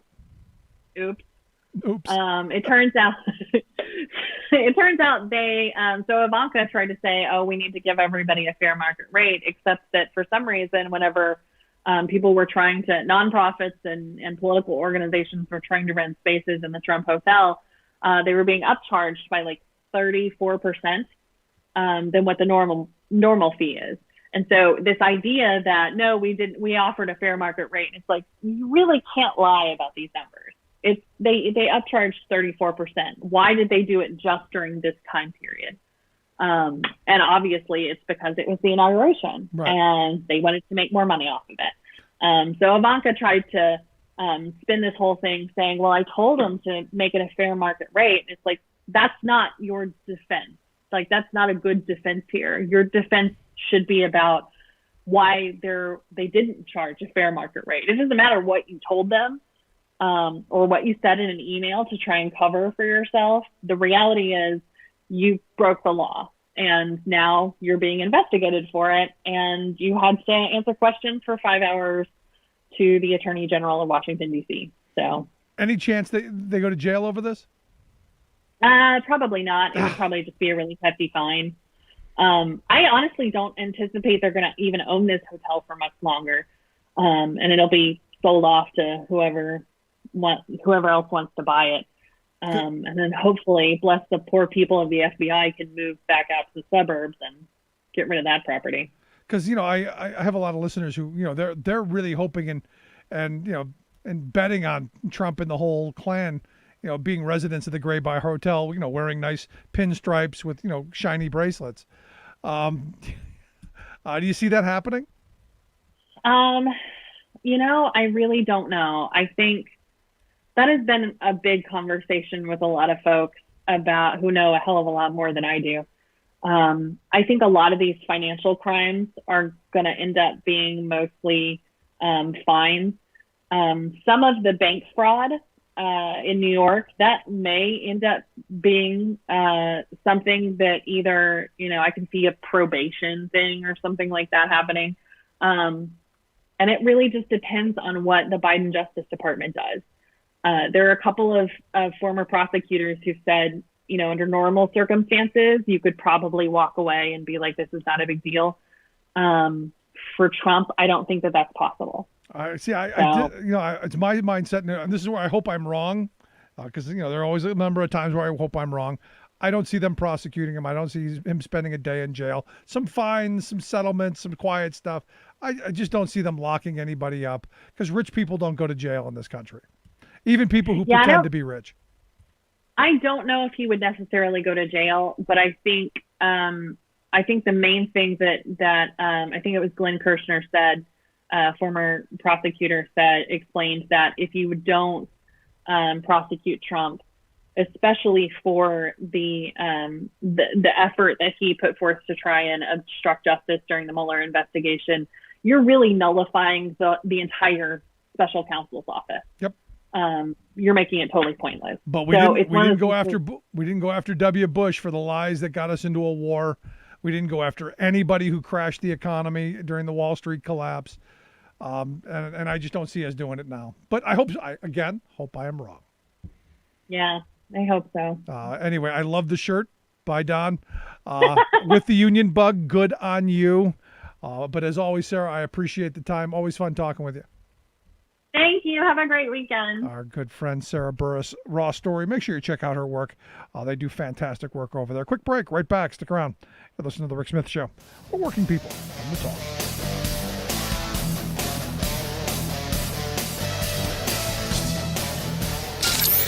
Waving the flag of freedom for people, not corporations.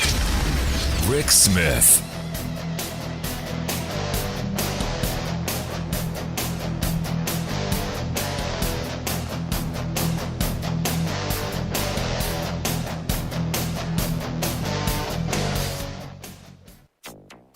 Let's face facts.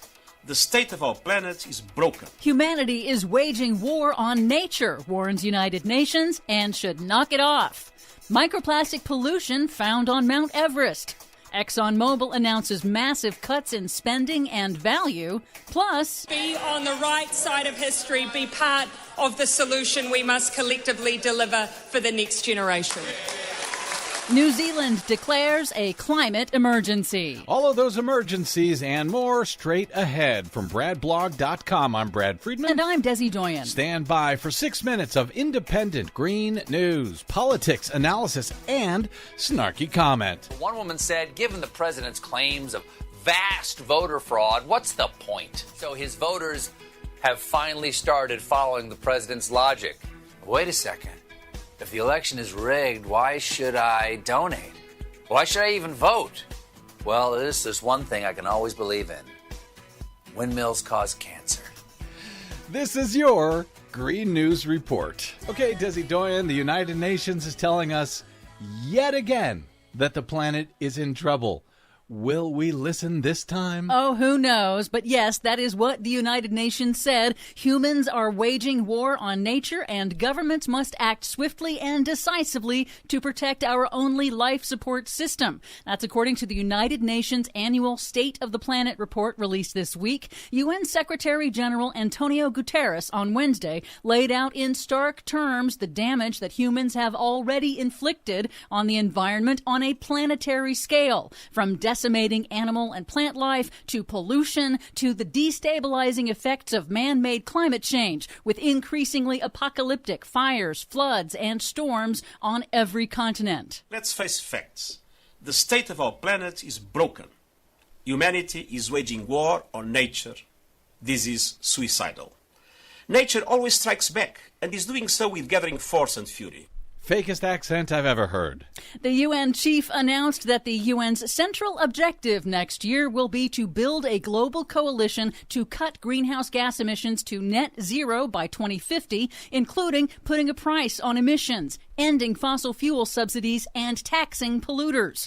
Guterres called the recovery from the coronavirus pandemic an opportunity for nations to reset their economies to solve climate change. He also struck a note of hope, noting that several major countries like China and the European Union have committed to net zero emissions by 2050. It is time to flick the green switch.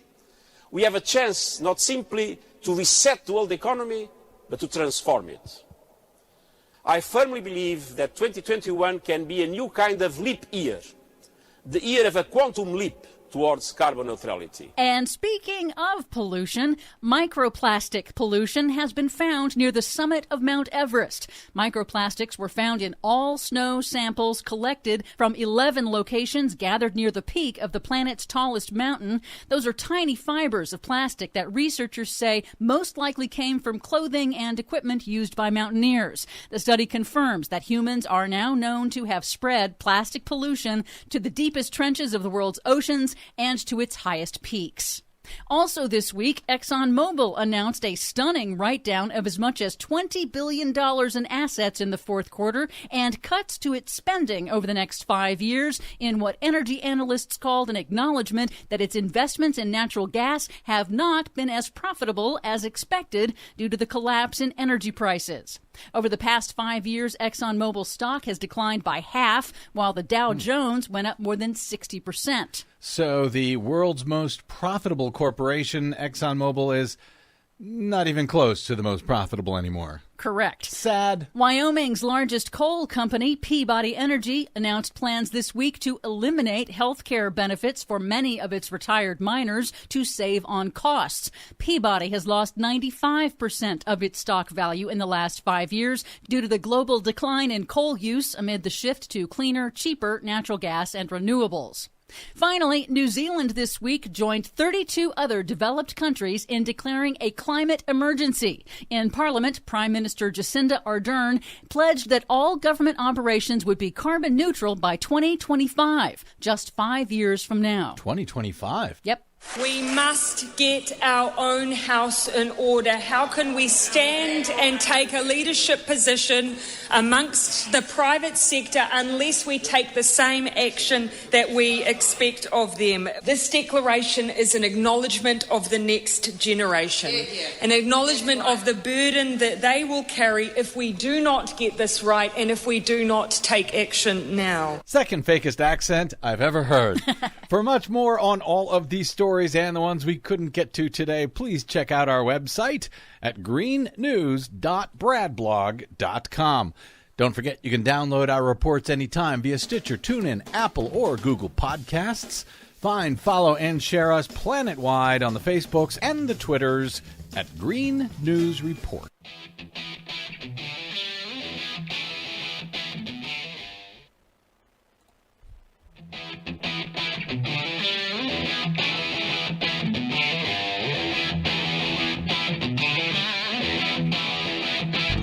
Welcome back to the Rick Smith Show. Now, here is Rick Smith.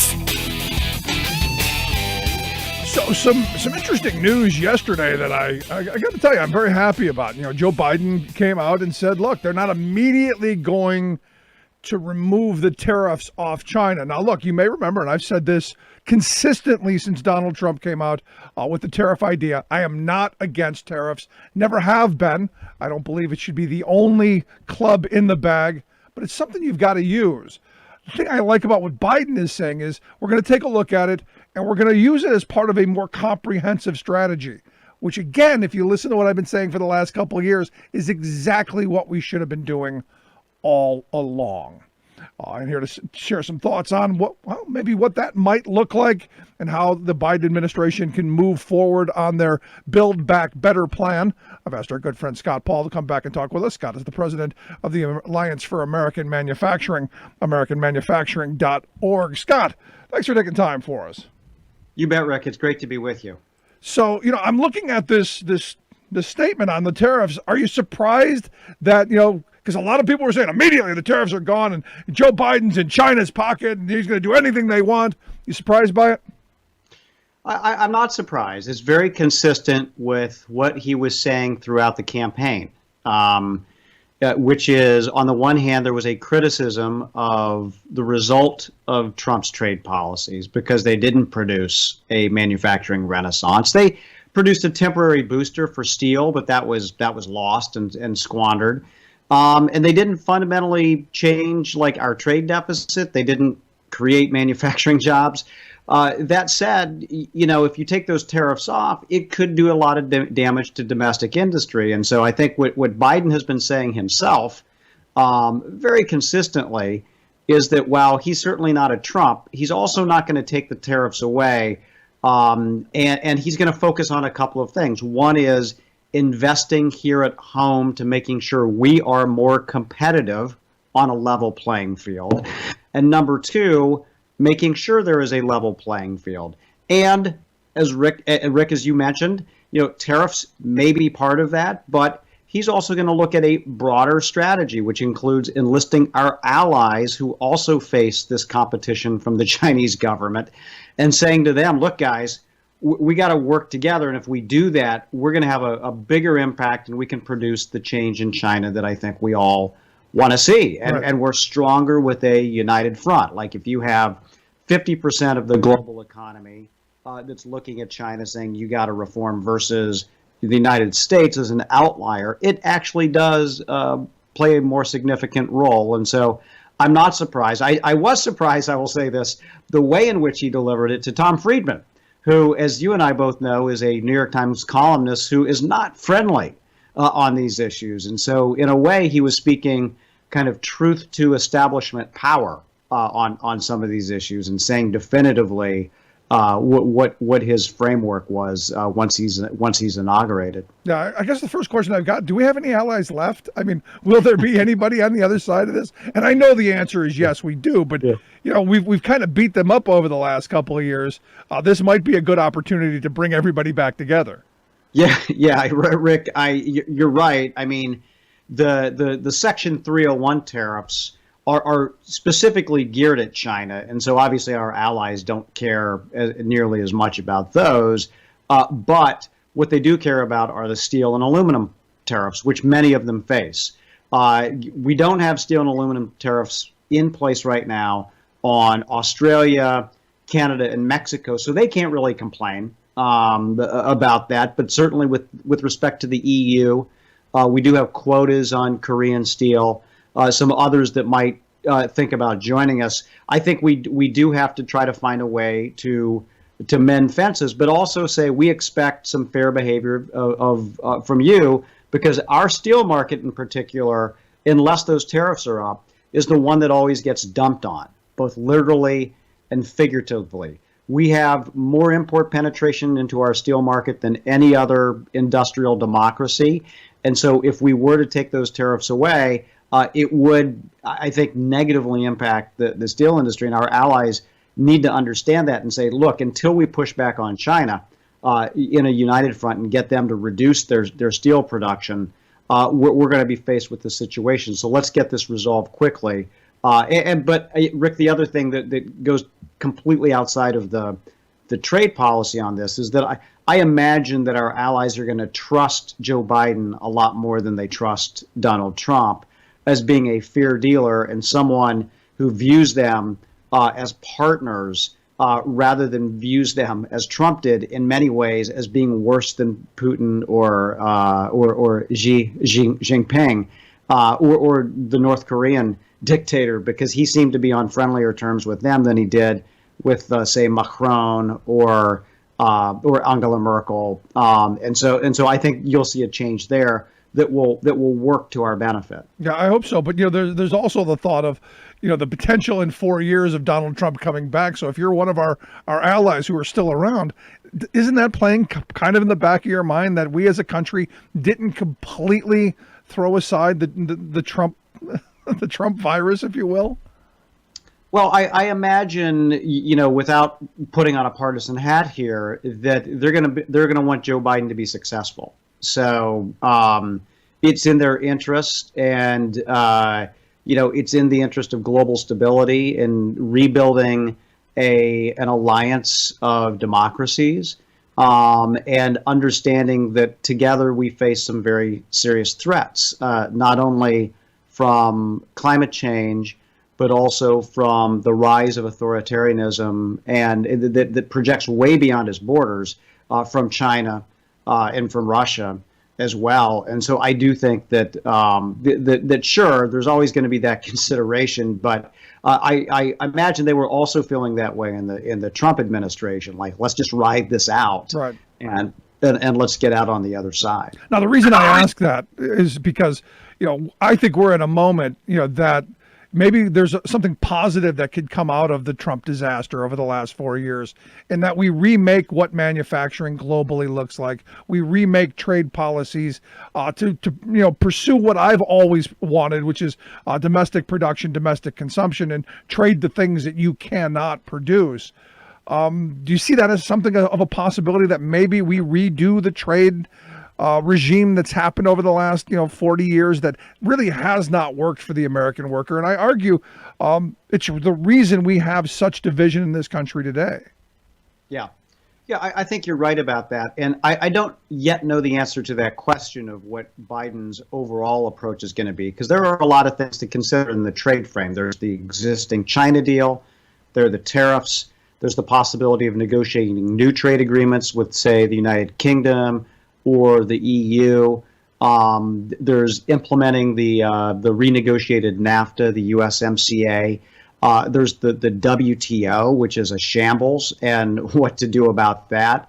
And there's also this recognition that I think was accelerated by the pandemic, not only in the United States, but in places like the EU, that they have to be a little more self-sufficient in being able to produce PPE or medicines, and that both the EU and the United States were caught completely flat-footed.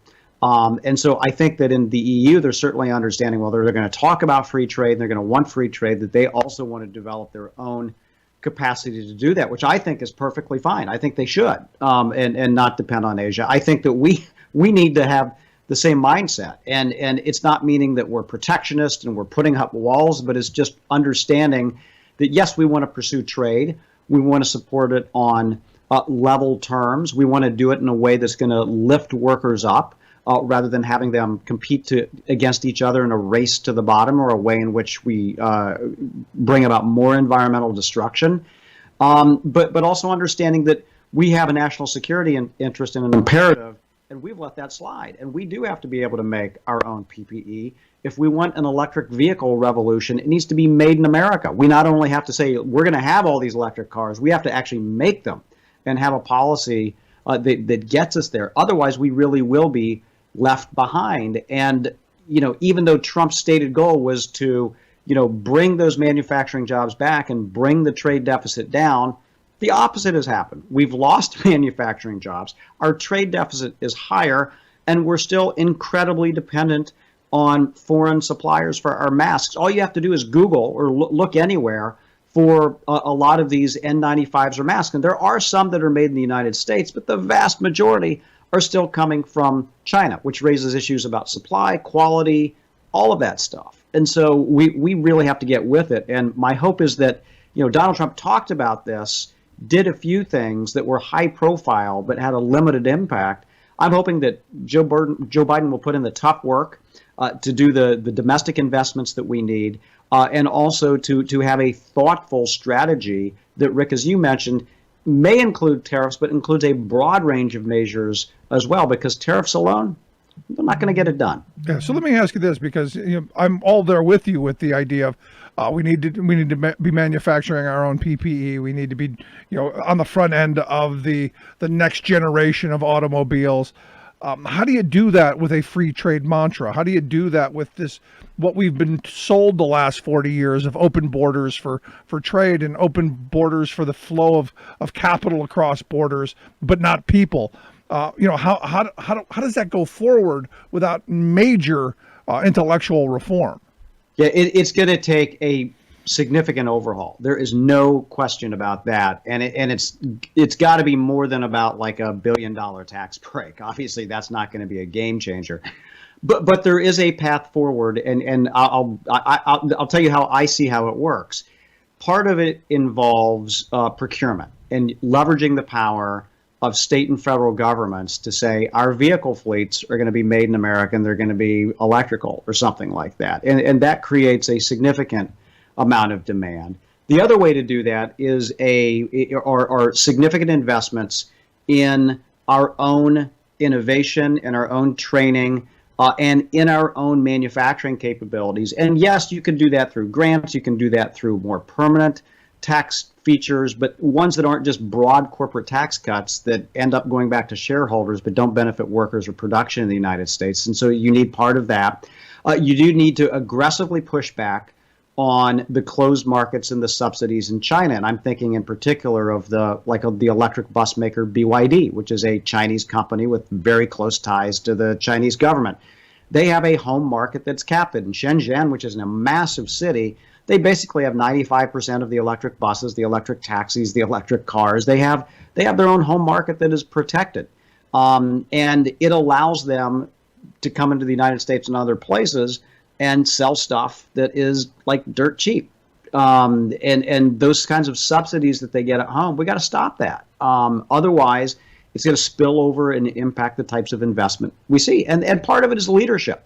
Joe Biden, I hope that he becomes a leader in this, and not only saying we want electric vehicles, but we want them to be made in America, and work with the major auto companies and work with the UAW and all the people in the supply chain, labor and management, to come together to make this a national purpose. I do think it's possible to get it done, because we have the know-how, we have the capability to do it, but as you mentioned, we don't have the policy. And right. Wall Street and this philosophy have way too much sway over the direction we've been headed over the last couple of decades. No, something we most certainly have to work back on.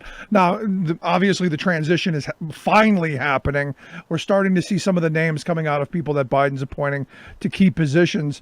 I don't think there's a trade advisor been named yet, or any of those folks.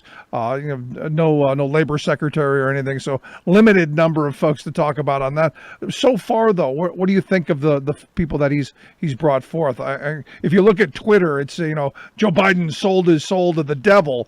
But what are your thoughts of who Biden has chose thus far? Yeah, so let's see how this plays out, because there's been a handful of appointments. I think all the people he's appointed are incredibly smart, are deeply committed to progress, and many of them have a very strong understanding of income inequality, of the importance of labor. Jared Bernstein, in particular, who's on the Council of Economic Advisors, is someone who I know believes in a manufacturing strategy or something akin to an industrial policy. Heather Boucher as well. And so I go back to Joe Biden himself, and a lot of people forget about this because he's done and said lots of things, but fundamentally he represented the state of Delaware, which is right next to where you are, Rick, and they make a lot of chemicals and they made a lot of cars. There were two massive automobile factories there, and it's so I think he has an understanding and appreciation of manufacturing. That said, look, like in every arena, I think that there will be disagreements. We know there are Democrats who disagree with us right now about these issues, and our job is going to be to win the argument and to say that those who are skeptical that, look, this is the right path to follow. And I think the preponderance of evidence, the overwhelming amount of evidence, is on our side. And so I'm hopeful. The only thing I'll say about the trade appointments is that I strongly believe that the USTR shouldn't have any ties to Wall Street. I think that would be a huge mistake on Joe Biden's part. Other than that, I think there are a lot of well-qualified candidates who could carry out a very good mission. And if you had a progressive version of Bob Lighthizer, who was not as cranky with the press, that's probably the kind of person you want in that role. So you're not expecting Tom Friedman being on the short list then? No, I think Tom Friedman probably just made his own year by having an interview with Joe Biden like that. He'll continue to write his stuff, and some of it has been good. Some of it I will completely ignore. But yeah, I think the larger story is actually going to be looking at Republicans and how far they try to distance themselves or continue to embrace Trumpism. It's going to be interesting to see how that all pans out, because as you know, Rick, I think the division was deeper in the Republican Party before Trump came along than it was among Democrats. And so it'll be interesting to see how that plays out You're absolutely right. It's going to be interesting to see what kind of effect Trump has, because I don't expect him to go away. I expect him to do the Trump TV thing. I expect him to be a constant thorn in the Republican side at every turn. And the genie's out of the bottle on that side of the aisle. It will be, like you said, interesting to see how that plays out. But also on the appointment side, they still have to get through a Congress. And for all of my friends who say, no, we want all of these folks, I'm going, yeah, me too. But that's probably not going to happen because it's not going to go through the process. Yeah. It's not an enviable job. I think there's a lot of people who probably want to work for the administration, and there are strong feelings about this. I say we got to widen the lens, and there's going to be, I think there'll be lots of lobbying that we'll have to do, obviously, but I'm optimistic that this is an administration that understands that we need to invest in America. He still talks about the Buy America stuff, which I think is very important. He's indicated he's not going to take the tariffs off right away. And so I think it'll be incumbent on all of us to say, look, for the heartland, for these manufacturing jobs, we need a strong trade policy. We need investments in workers. And we have to make this a priority and not just a talking point. There you go. And we will make sure we hold them accountable for all of their decisions going forward. But Scott, that's right. I appreciate the time. As always, great stuff. I'd love to have you back again real soon. Thanks so much. Look forward to it. Keep up the great work, Rick. Thanks so much. Our good friend Scott Paul, president of the Alliance for American Manufacturing, AmericanManufacturing.org, their website. Love to hear your thoughts. You can email me, rick@thericksmithshow.com. Quick break. Right back. Stick around.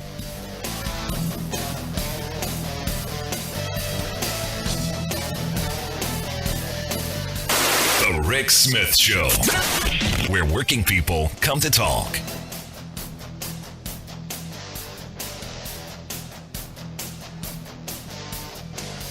I'm Rick Smith, and this is Labor History in 2. On this day in labor history, the year was 1833. That was the day that the Oberlin Collegiate Institute was founded in north central Ohio. Today, it's known as Oberlin College. The college was the project of two Presbyterian ministers, John J. Seifert and Philo Stewart. Their goal was to form a college based on Christian principles. In the early days, tuition was free and students were expected to give their labor to help sustain the school and community. The college motto, learning and labor, harkens back to that time. From early on, the college was different than many other institutions of higher learning of its day. In 1835, Oberlin became the first predominantly white college to admit black male students. 2 years later, Oberlin broke new ground again, letting in women and becoming the first co-ed college in the nation. By opening its doors to black and women enrollees, Oberlin gave these students a chance to study and pursue careers that might otherwise have been closed to them. By the turn of the 20th century, 1/3 of all black professionals in the United States had graduated from Oberlin. In 1862, Mary Jane Patterson became the first African-American woman to earn her bachelorette degree from Oberlin. She became a teacher and principal. Another black graduate, John Mercer Langston, would become the first black lawyer in Ohio and first black congressman to represent Virginia in Washington, D.C. Oberlin College was also known for its stance supporting the abolition of slavery and later supporting civil rights. The school was a stop on the Underground Railroad,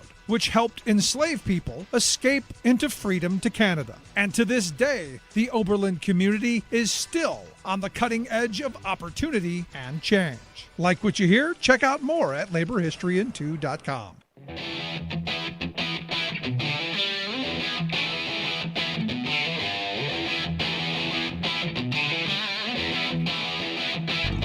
Welcome back to the Rick Smith Show. Now, here is Rick Smith.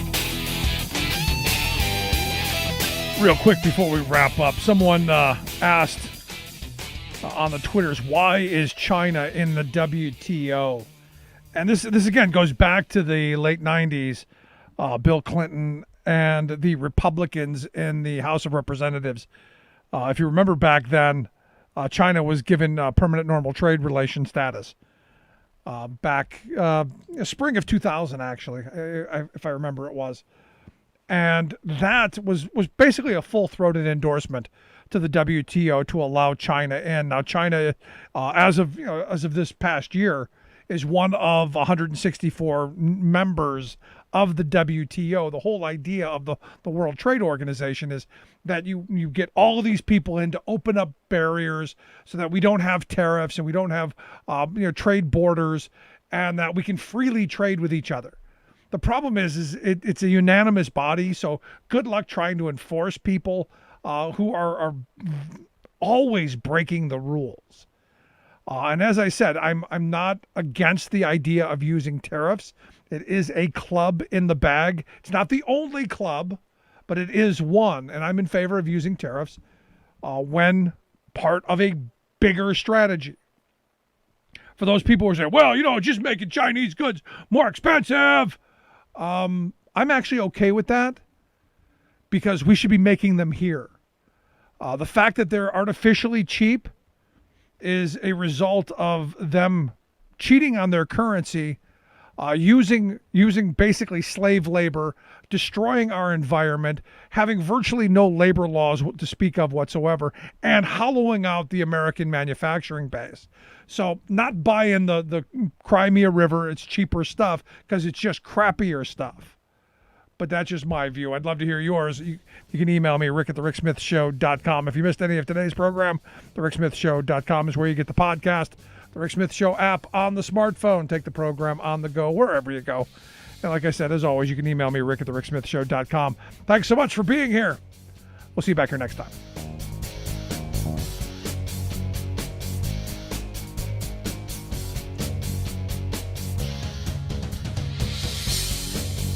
You've been listening to The Rick Smith Show. Email Rick at rick@thericksmithshow.com. Until next time, this has been The Rick Smith Show, where working people come to talk.